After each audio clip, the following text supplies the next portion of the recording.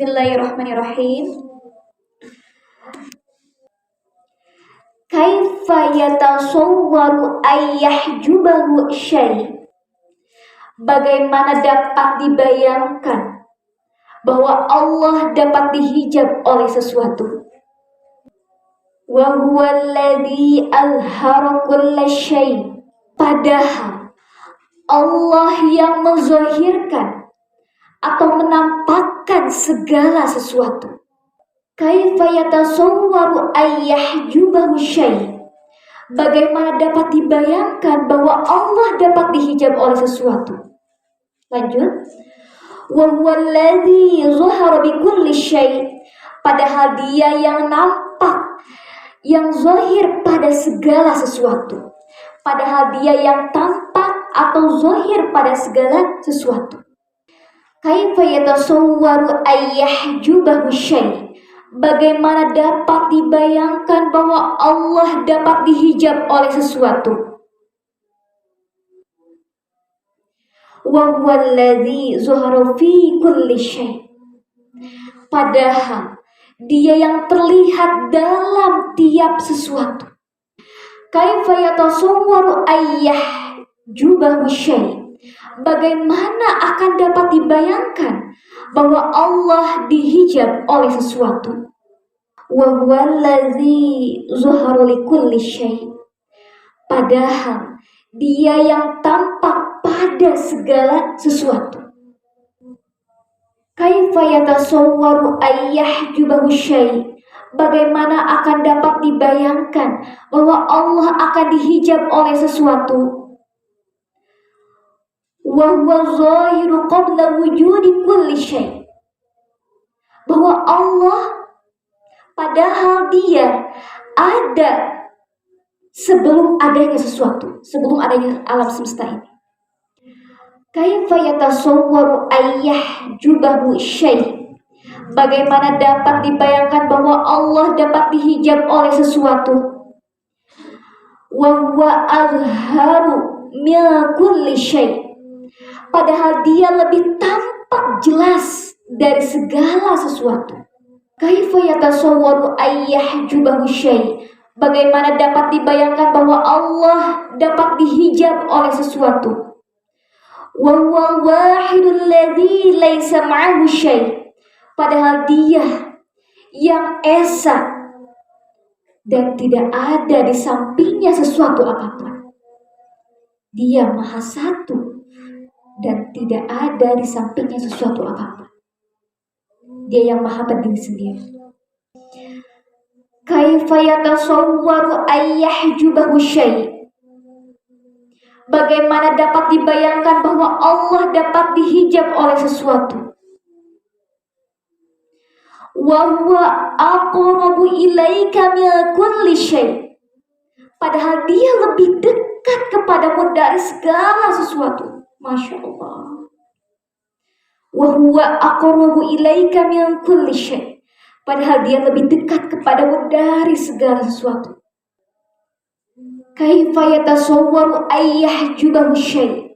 Bagaimana dapat dibayangkan bahwa Allah dapat dihijab oleh sesuatu? Udah. Walaulahu ma kana wujudu kulli syai'. Padahal seandainya tidak ada Dia, yaitu Allah. Padahal seandainya tidak ada Dia, yaitu Allah, niscaya tidak akan ada segala sesuatu. Walaulahu ma kana wujudu kulli syai'. Padahal seandainya tidak ada Dia, niscaya tidak akan ada segala sesuatu. Ajaban, sungguh aneh, sungguh mengherankan, kata Syekh Ibnu Athaillah. Aneh banget gitu orang-orang yang mempertuhankan segala apapun yang ada di dunia ini. Kaifa yadharul wujudu fil adam. Bagaimana mungkin keberadaan bisa tampak dalam ketiadaan? Nanti Ana jelasin maksudnya apa.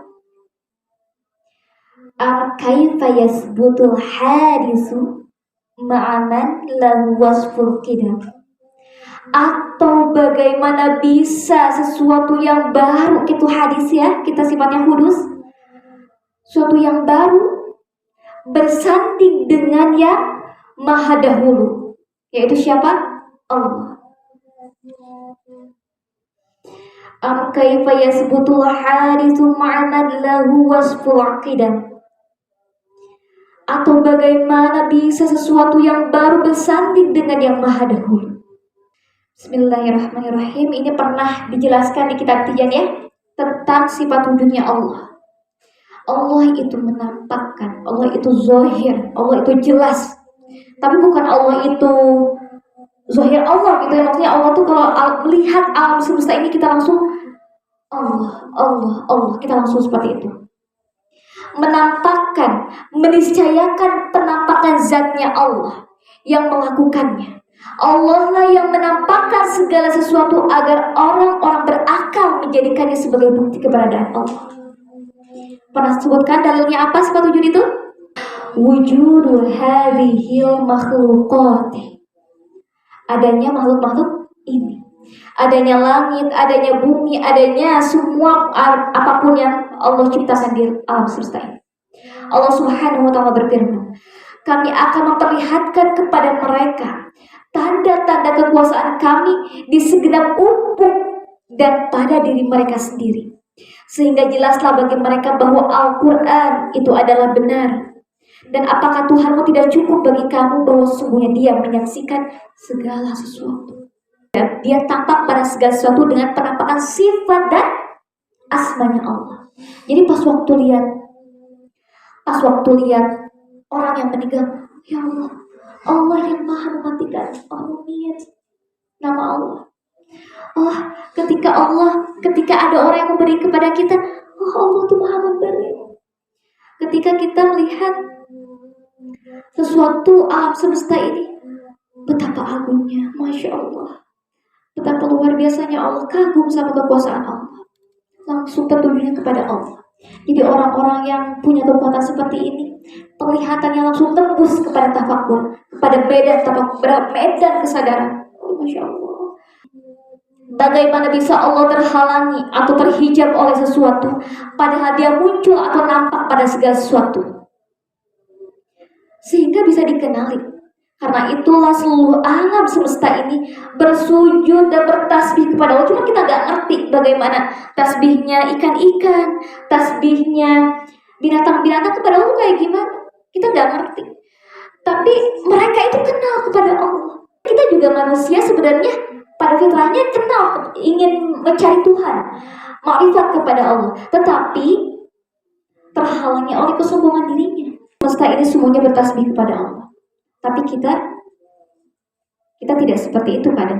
Kalau hatinya dipenuhi dengan kesombongan, hatinya dipenuhi dengan suatu hal, hawa nafsu yang mengerungkan hati kita, yang menggelapkan hati kita, sehingga kita tidak kenal Allah. Kalau misalkan kita sudah merasakan Allah dekat, sangat dekat dari apapun yang lebih dekat dari kita, apa itu? Ulang nadi kita. Allah jauh lebih dekat daripada ulang nadi kita. Tapi kita nggak sadari, udah kita melakukan kemaksiatan itu. Ya udah kita melakukan hawa nafsu yang kita pengen, pokoknya kita pengen puas melakukan kemaksiatan, ya udah lakukan. Padahal Allah lebih dekat daripada ulang nadi kita. Allah lebih dekat dari apapun yang lebih dekat dari diri kita. Masya Allah. Kalau kita tidak mengagungkan Allah, kalau kita menjadikan alam semesta ini tidak untuk sampai kepada Allah, stop di makhluk aja, kita tidak menjadikan hal itu untuk berkendara menuju Allah, maka sesungguhnya itu adalah lemahnya makrifat kita kepada Allah. Sebenarnya kita dengan Allah itu sebenarnya Allah itu gak ada penghalang, gak ada hijab sebenarnya. Cuman karena si makhluk ini, alam-alam semesta ini, karunia-karunia yang Allah berikan kepada kita yang kita tidak jadikan hal itu untuk bersujud kepada Allah, ya kita sudah stop di situ. Itu yang menjadi penghalang diri kita untuk menuju Allah. Jadi itu yang menjadi penghalangnya. Handphone gak bahaya bagi orang yang soleh, tapi bahaya itu kalau misalnya kita pakai buat kemaksiatan. Harta kekayaan gak bahaya bagi orang soleh. Justru kekayaan itu akan diseluncurkan kepada Allah untuk menuju sampai kepada Allah. Kekuasaan, kekuatan, jabatan, pangkat, harta kekayaan itu gak akan bahaya bagi orang-orang yang kenal kepada Allah. Justru hal tersebut akan dijadikan kendaraan dia menuju Allah. Masya Allah. Bagaimana mungkin Allah itu terhalangi sesuatu, sedangkan dia zahir sebelum wujud segala sesuatu? Bagaimana mungkin sih kita menuhankan harta kekayaan kita, sesuatu hal yang ada dalam diri kita, harta kekayaan, kecantikan, semua apapun yang ada di alam semesta ini menjadikan penghalang kita kepada Allah. Padahal sebelum adanya ini, sebelum adanya alam semesta, ada siapa? Ada siapa? Ada Allah. Allah itu sebelum adanya alam semesta ini. Bagaimana mungkin Allah terhalangi segala sesuatu, padahal dia lebih tampak daripada segala sesuatu. Karena dalam setiap kondisi, keberadaan Allah lebih tampak daripada Adam. Jadi maksudnya, kok bisa sih, kata Syekh Mu'athaillah, kok aneh ya? Ini aneh banget, ini mengherankan sekali. Kalau misalkannya manusia lebih memilih karunia-karunia yang Allah berikan dibandingkan untuk mengenal siapa yang berikan hadiah itu, siapa yang berikan karunia itu, siapa yang berikan karunia itu, Allah yang berikan karunia. Kalau misalkannya kita lebih memilih karunia-karunia Allah berikan, harta kekayaan yang kita miliki kah, kepintaran, kecerdasan, semuanya yang kita miliki, kita lebih memilih hal itu dibandingkan Allah, bagaimana mungkin bisa kayak gitu? Karena sebelum adanya hal ini yang kita dapatkan saat ini, itu kan sebelum ada itu adalah adanya siapa? Adanya Allah. Allah itu yang maha tidak, yang maha terdahulu. Sedangkan tidak ada sifatnya hadis, tabaru. Dan hadis itu adalah sifatnya fana, rusak, tidak abadi. Bagaimana mungkin Allah itu terhalangi oleh sesuatu, padahal Dia yang Maha Esa dan tak ada suatu pun yang bersamanya. Allah yang maha berdiri sendiri. Bagaimana bisa Allah terhalangi oleh sesuatu, padahal tanpa Dia, tanpa Allah, segala sesuatu itu gak ada. Sampai-sampai para musyahidun atau orang-orang yang selalu merasakan disaksikan oleh Allah, Masya Allah. Kalau orang-orang yang udah selalu merasakan disaksikan oleh Allah, itu gak akan dia melakukan kemaksiatan, gak akan dia mengikuti hawa nafsunya itu, Masya Allah. Dan apakah Tuhanmu tidak cukup bagi kamu bahwa sesungguhnya Dia menyaksikan segala sesuatu? Dia tidak akan melakukan kemaksiatan, Dia tidak akan mengikuti hawa nafsunya. Yang wujud adalah hanyalah Allah. Lalu Allah mengadakan sesuatu yang wujud saat ini adalah oleh Allah. Sederhananya. Jadi kata Syekh Mu'athaillah ini sangat mengherankan sekali.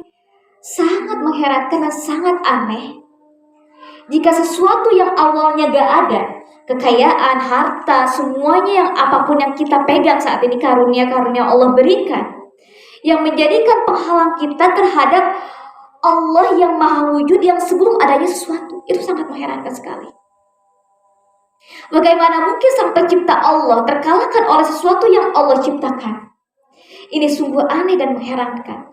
Maka kita lebih memilih mengagungkan, memuja-muja dunia ini, karunia yang Allah berikan pada kita, padahal seharusnya hal tersebut untuk menseluncurkan dengan cepat kepada Allah.